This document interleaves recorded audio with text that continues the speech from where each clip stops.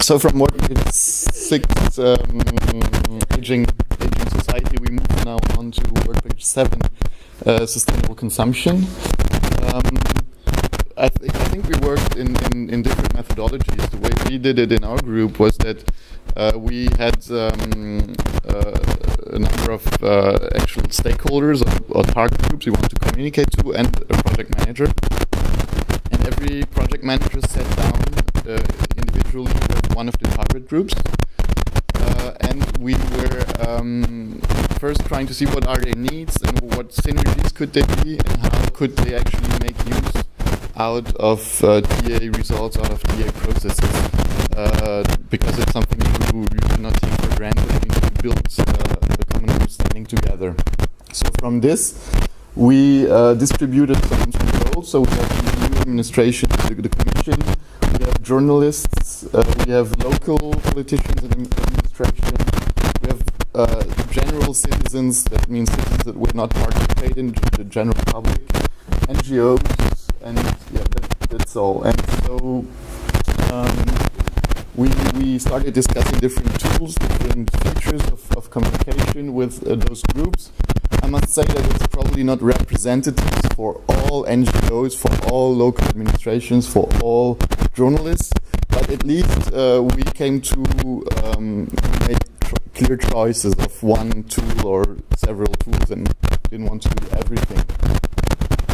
So maybe I will start with the NGOs. So the role play was that it was a local environmental NGO, which was doing a lot of educational activities actually.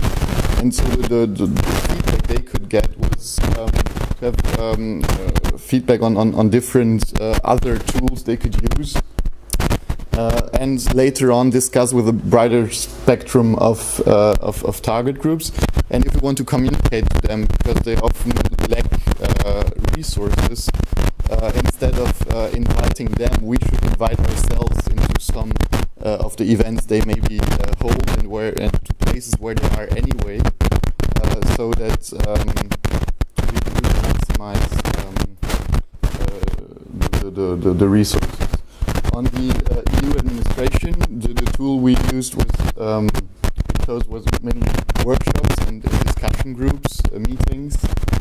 With journalists, the discussion was pretty much also what to give them, what to provide them as information, how to invite them, how to make it appealing to them, providing them with pictures, discussing the ownership of the pictures, maybe also giving them the information booklet as a question, but with an embargo, so that they not influence the debate and the public opinion before, but that they can prepare something and that they can actually already start writing a bit on it.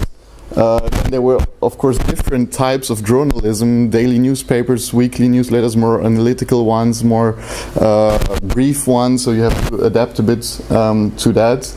The local administration in the role play we had, they said we're just fine with a report. That's the kind of tool product we need. And then the general public as being portrayed as not specially interested, and to reach the broadest audience, it was chosen to go through TV, because maybe not so many people read the newspapers and so on. So have something on the day itself, and then maybe some weeks later have a bigger debate where you can actually have the time to digest the results and really engage into further discussions on the television about the issues that resulted from the consultation.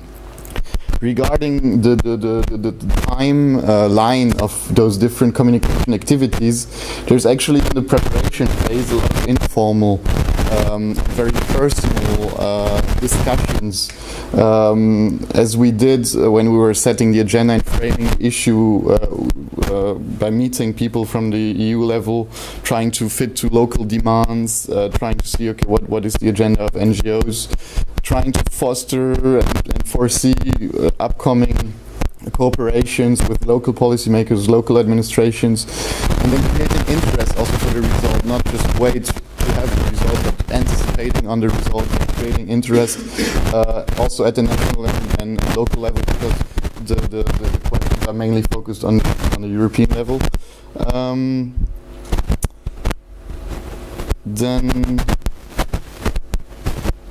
yeah, the idea was also to maybe have, instead of the meeting on the European level, have some national meetings before, so that you can actually also take national messages to the European level, so that it's not only a top-down approach but also a bottom-up approach from the different partner countries. And regarding the message actually that we want to carry across, there are two messages. One is a general one you can actually already have before, that is that citizens' opinion matter, can have an impact, are relevant, and that having maybe a discussion about democracy and deliberative democracy, because such an exercise will be a pioneering exercise for some of the partners or for some of the countries, but also, of course, about the actual results, which are uncertain to this point, but are very relevant to communicate for policy making and for different other stakeholders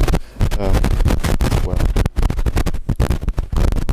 That was all from what I remember. Any